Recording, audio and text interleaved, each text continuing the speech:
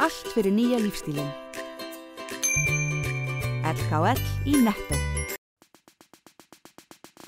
Krakkarnir í Reykjanesbæ sóttu nammi allan bæ á öskudaginn en enduðu fjörið í knattspyrnuhöll bæjarins þar sem þau reyndu meðal annars að slá köttinn úr tunnunni og margt fleira.